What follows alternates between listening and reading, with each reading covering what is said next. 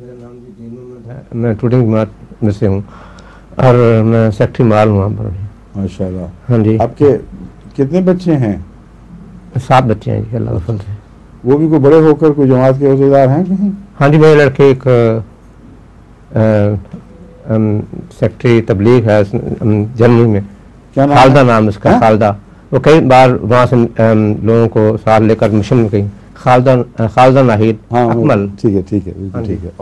और तो दूसरे नहीं हैं, लेकिन वे स्थानीय लायक हैं।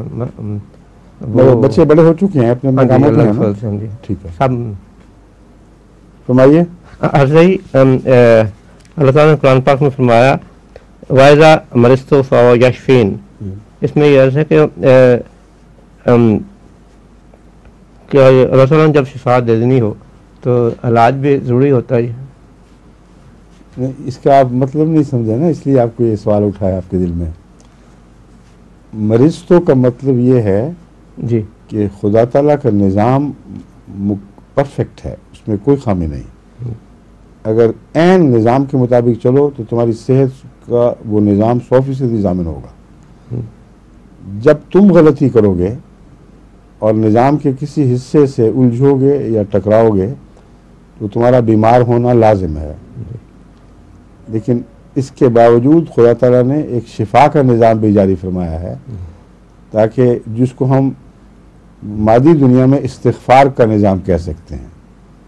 इंसान जब इस्तिग़फ़ार करे तो बख्शिश होती है ना, और इस्तिग़फ़ार नहीं करेगा तो फिर नहीं होगी। तो दवा की तलब, सेहत की जुस्तजू, ये इस्तिग़फ़ार है और इसको आप नज़रअंदाज नहीं कर सकते। कोई गुनाहगार अगर कहे कि ठीक है गुनाह हो गया बस अल्लाह बख्शिश तुम्हें आप ही बख्शे, तो कभी भी नहीं उसके साथ वो सलूक होगा बख्शिश का। तवज्जो पैदा होनी, अपने दिल में निज़ामत पैदा होनी, इस्लाह की जुस्तजू का होना, ये बंदे की तरफ से पैदा होना ज़रूरी है। तब फ़ैज़ा मरिज़ तो फ़हुव यशफ़ीन का अमल जारी होता है। ठीक है।